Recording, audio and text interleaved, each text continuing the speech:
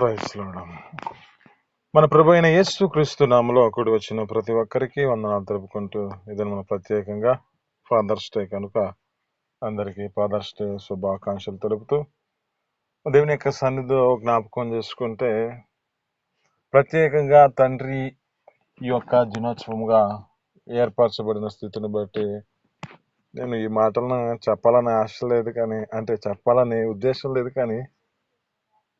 కానీ దేవుని యొక్క సంకల్పం చొప్పున కొన్ని మాటలు మీతో మాట్లాడాలని ఆశపడుతున్నాను. నేను వాక్యం సిద్ధపరచబడింది వేరేది, కానీ తండ్రి గురించి మనం కొన్ని విషయాలు మనం తెలుసుకుందాం.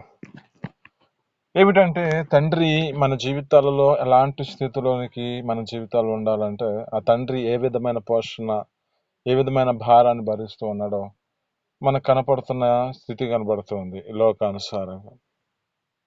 ఈ లోక సంబంధమైన తండ్రి అంతగా త్యాగం చేస్తూ మన కొరకు తన జీవితంలో ఎంతగా కష్టపడుతూ, మనిషి ఏ విధమైన చేతన నేను నా స్థితిని బట్టి నేను ఎలా ఉన్నా సరిపోయినా ఏం బాధలేదు, కానీ నా యొక్క బిడ్డ ఒక ఉన్నతమైన స్థితిలో ఉండాలి అని ఆశపడుతూ ఉంటాడు. బైబిల్ సెలవిస్తున్న మాటలో జ్ఞాపకం చేసుకుంటే ఏమని చెబుతుంది అంటే, మీ పిల్లలు చేపను అడిగితే రాతినిస్తారా? అంటే అక్కడ జ్ఞాపకం చేసుకుంటే, పావును అడిగితే ఆ యొక్క చేపను అడిగితే పావునిస్తారని చెబుతూ ఉన్నాడు. అంటే అక్కడ రొట్టెని అడిగితే రాతినిస్తారు అంటున్నాడు. అంటే ఇక్కడ ఉన్న మాటలు జ్ఞాపకం చేసుకుంటే, వాటికన్నా మీరు శ్రేష్టమైన వాటిని మీ పిల్లలకి ఇవ్వాలని, అంటే మీరు చెడ్డవారై ఉండి కూడా మీకు మంచి ఈవులను ఇవ్వాలని ఉన్నారంటున్నాడు. అంటే ఈవులు నెరిగి ఉండగా, అయితే మరి పరలోకమందున్న తండ్రి వాటికన్నా శ్రేష్టమైన వాటిని మీకు ఇవ్వాలని ఆశపడుతున్నాడు కదా అంటాడు. అయితే ఇక్కడ ఉన్న మాటల్లో మనకు జ్ఞాపకం చేసుకుంటే, తండ్రి యొక్క జీవితంలో మనకి ఏమి ఇవ్వాలని ఆశపడుతూ ఉంటాడంటే, మంచి జీవితాన్ని ఇవ్వాలనుకుంటూ ఉంటాడు. మంచి ఆ యొక్క భవిష్యత్తుని ఇవ్వాలని ఆశపడుతూ ఉంటాడు. అయితే ఇక్కడ జ్ఞాపకం చేసుకుంటే, మన ప్రభు అయిన యేసు క్రీస్తు కూడా, అంటే ఆ తండ్రి అయిన దేవుడు కూడా ఎలా ప్రేమించాడో మనకు కనపడుతుంది కదా. యోహాను సువార్త 3:16 అంటాడు, ఏమంటూ ఉన్నాడు? దేవుడు లోకమును ఎంతగానో ప్రేమించి తన అద్వితీయ కుమారుని యందు విశ్వాసం ఇచ్చేవాడు నశింపక నిత్య జీవం పొందాలని దేవుడు తన ప్రణాళికలో ఉద్దేశించాడు కదా. అంటే ఆ తండ్రి ఎంతగా మనిషిని ప్రేమిస్తున్నాడో కనబడుతుంది. ఆ తండ్రిని ఎంతగా ఆ యొక్క వ్యక్తిని ప్రేమిస్తున్న మనసు కనబడుతుంది. ఈ లోకాన్ని ఎంతగా ప్రేమిస్తుంది కనబడుతుంది. అయితే ఇది మనం జ్ఞాపకం చేసుకుంటే కొన్ని విషయాలను, తండ్రి యొక్క బాధ్యత ఏమిటో మనం గుర్తు చేసుకుందాం. అంటే తండ్రి ఏం చేయబడాలి అంటే, తండ్రి తన కుటుంబమును దేవుని సన్నిధికి నడిపించే స్థితిలోకి రావాలి. తండ్రి వస్తే జ్ఞాపకం చేసుకుంటే, మనం తల్లి కానీ వెళ్ళిన ప్రార్థనకి పిల్లలు రాలేని పరిస్థితి ఉంటుంది. అదే తండ్రి కానీ వెళితే వారి జీవితాల్లో ఏ స్థితిలో ఉంటారంటే, తండ్రి మీద తమ జీవితాల్లో అంతగా ఆధారపడి ఆ తండ్రి చెప్పిన మాట ప్రకారం జీవించడానికి వారు దేవుని సన్నిధిలో తమ జీవితాలను అప్పగించుకున్న స్థితి కనబడుతుంది. అంటే తండ్రి అంటే ఒక శిరస్సు.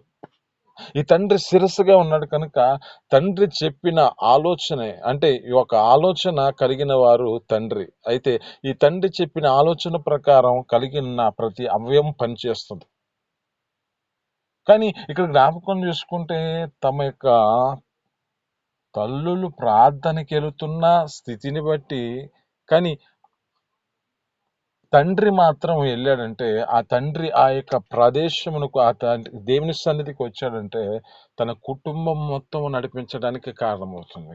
ఒకటి ఈ లేఖనాలు బట్టి మనం జ్ఞాపకం చేసుకుంటే, యెహోషువ గ్రంథంలో 24:15 అంటున్నాడు.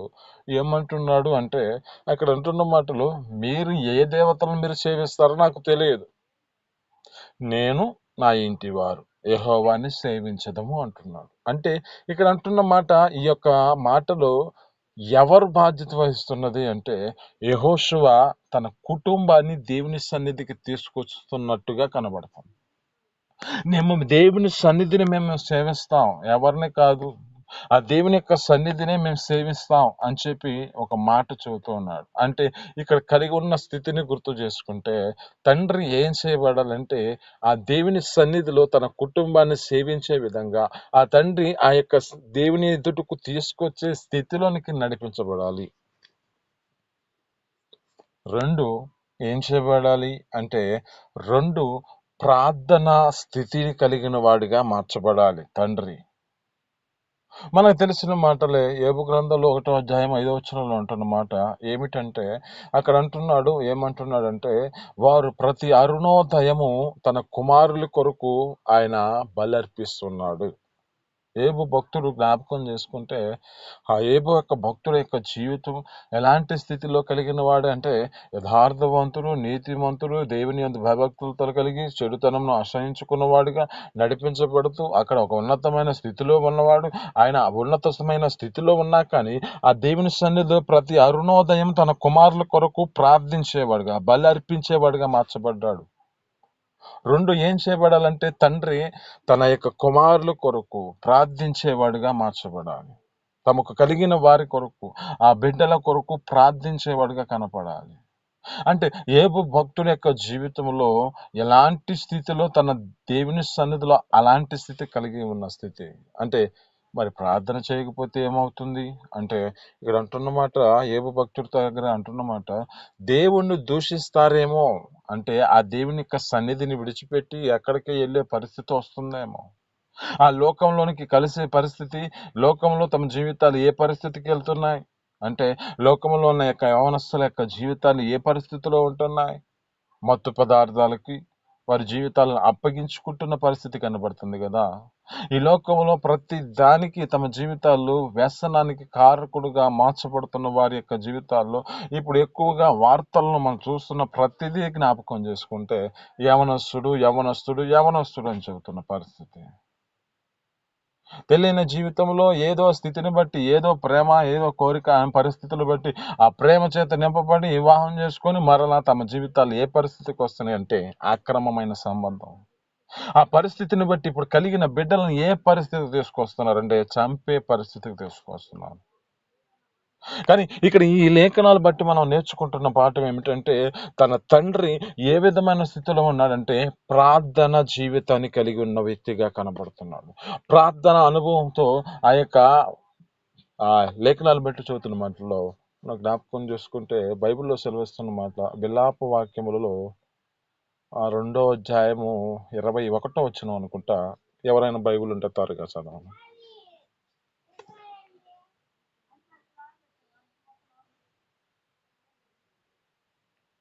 వినపడిందండి? విలాపవాక్యములు 2వ అధ్యాయం 21 గాని 19 గాని.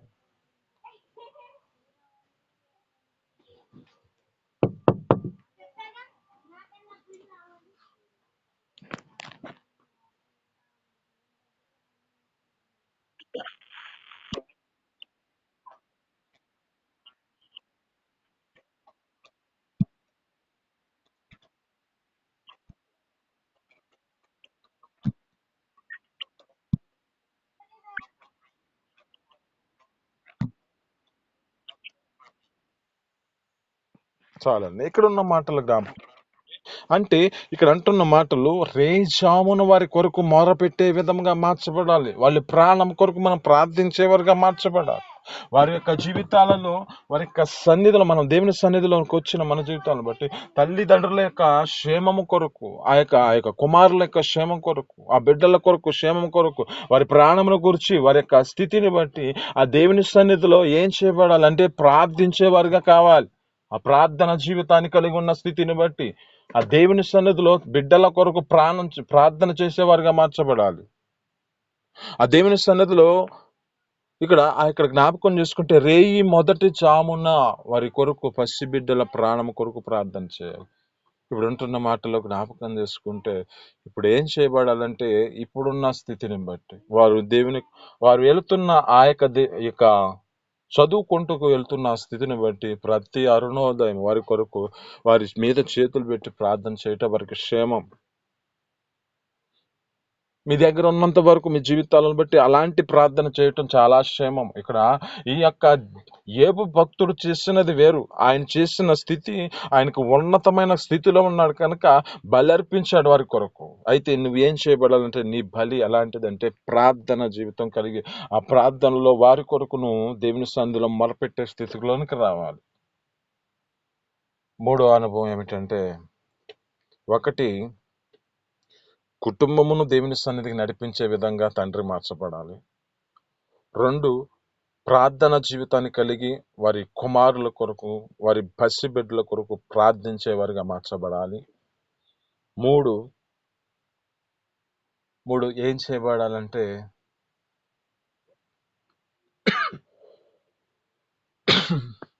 ప్రేమ చూపిస్తూ వారిని శిక్షించే విధంగా మార్చబడాలి. ప్రేమతోని వారిని శిక్షిస్తూ దేవుని సన్నిధిలోనికి తీసుకురావాలి. ఒక లేఖనాలు చెబుతూ ఉంటాయి. ఆ మాటలు మనం చాలా జాగ్రత్తగా గమనిస్తే దానిలో ఆంతర్యమని మనం శ్రద్ధగా ఆలకిద్దాం. సామెతల గ్రంథం 22వ అధ్యాయము 6వ వచనంలో అంటాడు, బాలుడు నడవలసిన త్రోవను వానికి నేర్పుము, వాడు పెద్దవాడైనా దాని నుండి తొలగిపోడు అంటున్నాడు.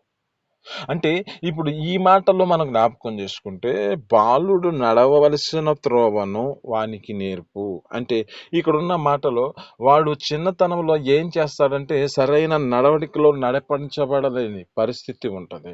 అప్పుడు మనం ఏం చేయబడాలి అంటే, ఆ కుమారుడు ఈ తోవ కాదు అని ప్రేమతో శిక్షించి ఆ కుమారునికి మనం జీవితాల్లో ఏ స్థితికి తీసుకురావాలంటే సరైన మార్గంలోనికి మనం తీసుకోవాలి. అక్కడ అంటున్న మాటలో బాలుడు నడవలసిన త్రోవను చిన్నతనం నుంచి నేర్పితే వాడు పెద్దవాడైనా దాని నుండి తొలగిపోడు అంటున్నాడు.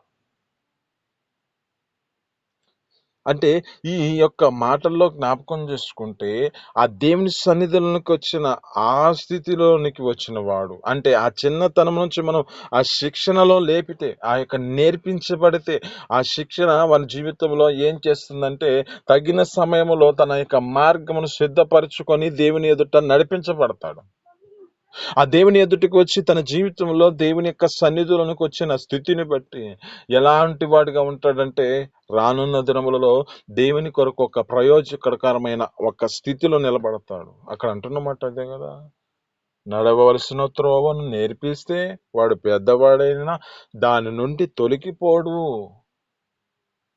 అక్కడ అంటది ఆ యొక్క పుట్టేజ్‌లో నెంబర్ ఉంటది. ఏమంటదంటే వృద్ధుడైనప్పటికిని, అంటే పెద్దవాడనన్న మాటకి వృద్ధుడైనప్పటికిని అంటే ముసలివాడిగా మార్చబడిన స్థితిలోనికి వచ్చినప్పుడు కూడా ఇచ్చిన మార్గం, చూపించిన మార్గం, ఈ మార్గంలో ఎళ్ళాలి, ఇంకా దేనిలో ఎళ్ళకూడదని శిక్షించిన ఆ శిక్షతో ప్రేమతో శిక్షించిన స్థితిని జ్ఞాపకం చేసుకుంటే వాడు అనేక మార్గములు, ఆ మార్గము నుంచి ఇంకా ఎప్పుడు తొలగిపోడు. ఆ పెద్దవాడైన ఆ వృద్ధుడిగా మార్చబడిన ఆ స్థితిలో కూడా దేవునిని వెంబడించే స్థితిలోనికి వస్తాడు.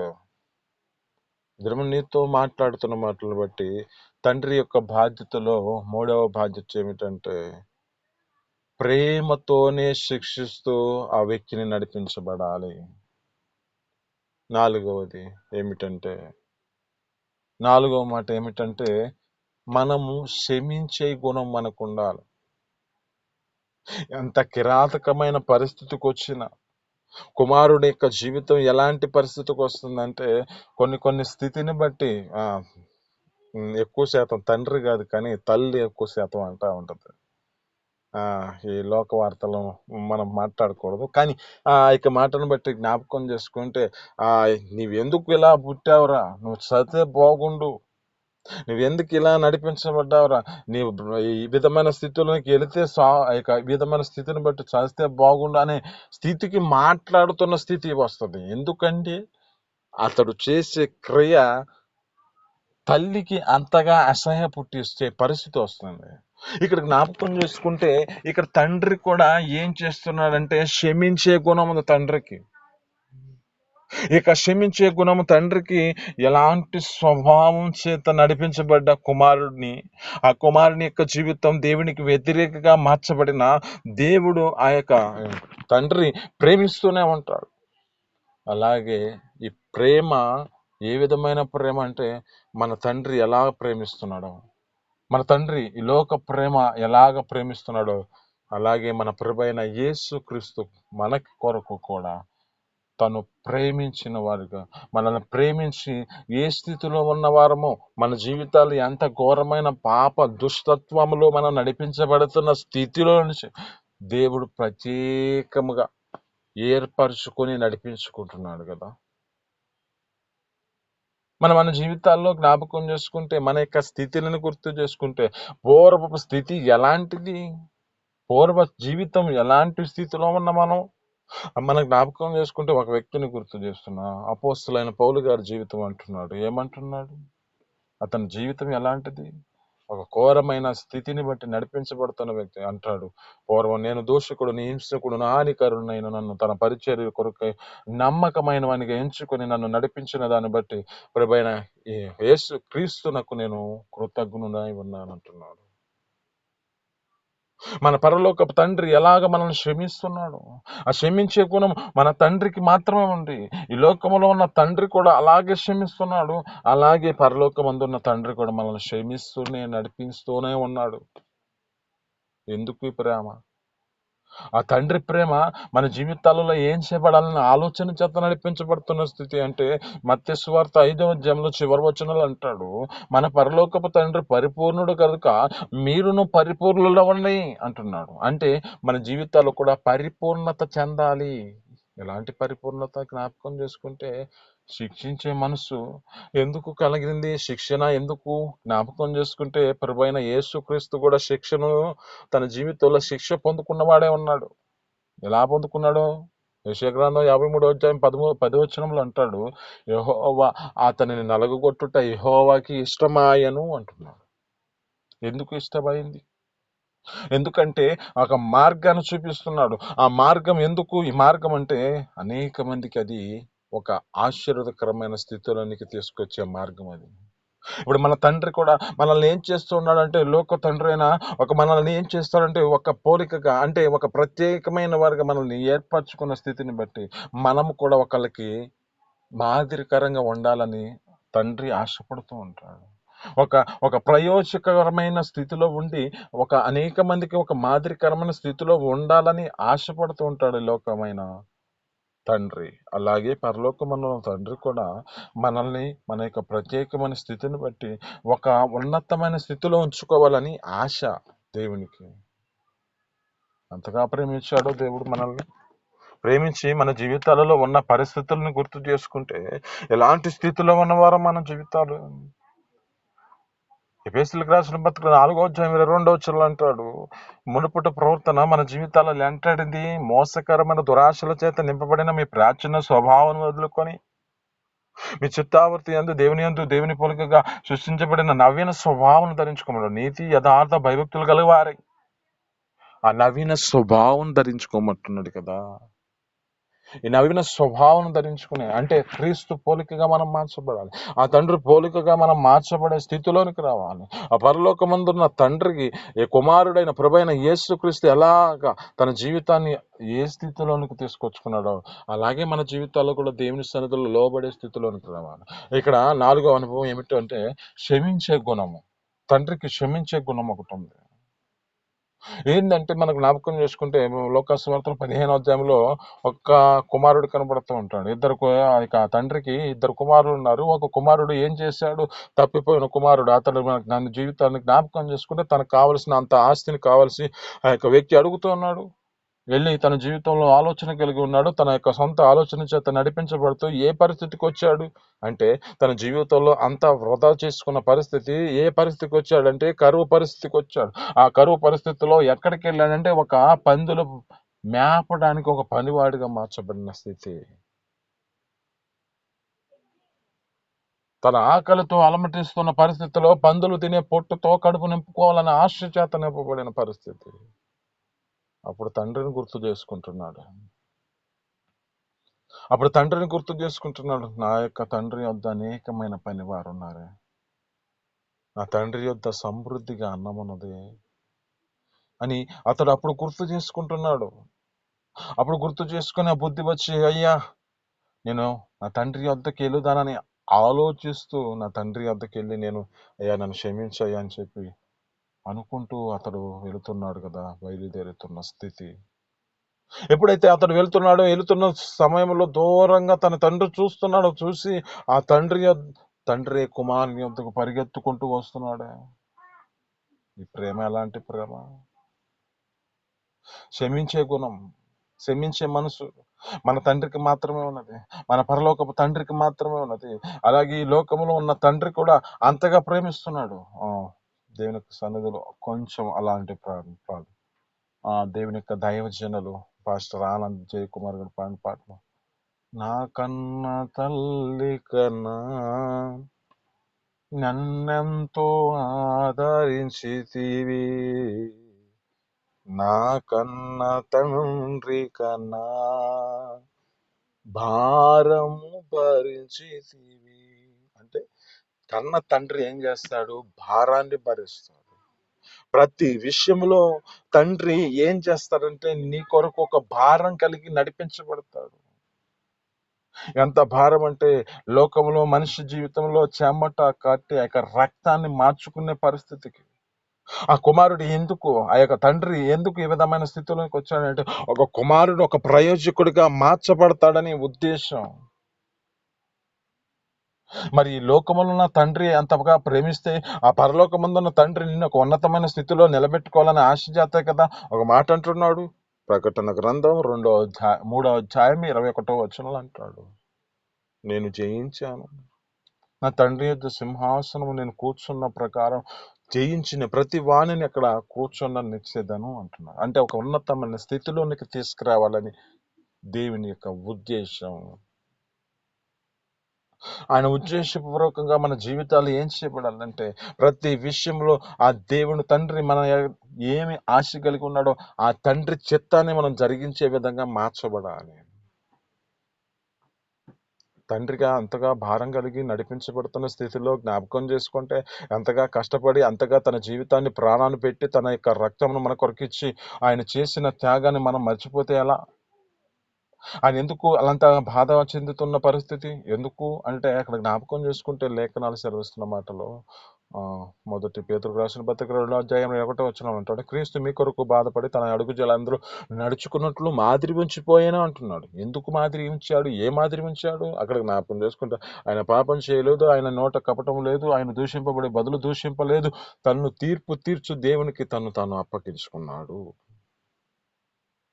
ఎందుకు? ఇదంతా మన జీవితాలలో పాప విషయంలో మన జీవితాలు చనిపోయి నీతి విషయంలో మనం జీవించినట్లుగా మన ప్రభువైన యేసుక్రీస్తు అయిన తండ్రి ఇప్పుడు మనల్ని ఏ విధంగా స్వీకరించాడో జ్ఞాపకం చేసుకుంటే ఆయన తన ప్రాణాన్ని ఇచ్చి మన కొరకు తన రక్తాన్ని ఇచ్చి భారం ఇచ్చి ఆ భారమైన స్థితిలోనికి వచ్చి మనల్ని మన జీవితాలలో ఉన్న పరిస్థితులను గుర్తు చేసుకుంటూ ఆయన వేదనకరమైన పరిస్థితికి వెళ్ళాడు, అంతగా తన జీవితాన్ని అప్పగించుకున్నాడు. ఇక జ్ఞాపకం చేసుకుని ఫిలిప్పీయులకు రాసిన పత్రికలో అంటాడు కదా, ఫిలిప్పీయులకు రాసిన పత్రిక 2వ అధ్యాయం 5వ వచనంలో అంటాడు, క్రీస్తు యేసునకు కలిగిన మనసును మీరు కలిగి ఉండండి. ఆయన దేవునితో సమానముగా ఉండకూడని భాగ్యమని ఎంచుకొనలేదు, కానీ ఆయన మనిషిని పోలికగా పుట్టి దాసుని స్వరూపాన్ని ధరించుకొని రిక్తునిగా చేయబడ్డాడు, ఏమీ లేని వనుక మార్చబడ్డాడు. ఎందుకు? ఇది నీకోసమే కదా. అంత కష్టపడి అంత తన జీవితాన్ని ఏ పరిస్థితికి వచ్చాడు? ఎందుకు ఈ పరిస్థితి అంటే అతడు నీ జీవితం బాగుండాలని, మన యొక్క జీవితాలు బాగుండాలని, మన యొక్క స్థితిని బట్టి పాపంలో చనిపోకూడదని దేవుడు ప్రత్యేకంగా తన ప్రాణాన్ని ఇచ్చాడే. యేసుక్రీస్తు మన కొరకు తన రక్తాన్ని ఇచ్చాడే. మన జీవితాల్లో జ్ఞాపకం చేసుకుంటే అంటాడు, మనం దరిద్రులుగా ఉండి ఆయన మన జీవితాలను చూసి ఆయన దరిద్రులుగా మార్చబడి మనల్ని భాగ్యవంతులుగా చేశాడంట. మనం పాపంలో ఉండి మన జీవితాల్లో ఏ పరిస్థితికి వస్తే మన పాపాలన్నీ ఆయన తీసుకుని పాపరహితుడుగా మార్చబడి మనల్ని మన జీవితాలలో ఉచితంగా నీతిమంతులుగా తీర్చాడంట. అక్కడ అంటది రోమీయులకు రాసిన పత్రిక 3వ అధ్యాయంలో ఆ మాట అంటాడు, ఉచితంగా నీతిమంతులుగా చేశానంటాడు. మరి తండ్రి ఎందుకు ఇంత భారం కలిగి ఉన్నాడు? తండ్రి యొక్క బాధ్యత నెరవేరుస్తున్నాడు ఎందుకు అంటే మనల్ని ఒక ఉన్నతమైన స్థితిలో పరిపూర్ణమైన స్థితిలోనికి నడిపించబడాలని. ఆ పరిపూర్ణమైన స్థితిలో ఆ సింహాసనం ఎదుటికి రావాలని, నిత్య జీవార్థమైన పరలోక రాజ్యంలో వారసులుగా చేయబడాలని తండ్రి అంత ప్రేమించాడో, ఈ లోకంలో కూడా ఒక తండ్రి నిన్ను ఒక ప్రయోజకుడిగా, ఒక ఉన్నతమైన స్థితిలో ఉండాలని ఆశపడుతున్నాడు కదా. కనుక మన జీవితాలను దేవుని సన్నిధిలో అప్పగించుకుందాం. మన జీవితాల్లో ఈ 4 అనుభవాలు మనం కలిగి ఉందాం. తండ్రిగా పిలువబడుతున్న స్థితిని బట్టి, కుమారులుగా పిలువబడుతున్న స్థితిలో మన జీవితాలు ఎలాంటి లోబడే స్థితిలోకి రావాలో మనకు గుర్తు చేసిన మాటలను బట్టి దేవుని సన్నిధిలో అప్పగించుకుందాం. ఈ మాటలు మీ వినికిడిలో దీవించును గాక. చిన్ని ప్రార్థన. పరిశుద్ధుల జీవాధిపతి ఆశ్చర్యకరుడ మహోన్నతుల నీకు స్తోత్రాలు. మీ అపారమైన ప్రేమ చేత అయ్యా యొక్క సాయంత్రం దిన మీ సన్నిధిలో మాట్లాడిన మాటలు బట్టి నీ స్తోత్రాలు తండ్రి.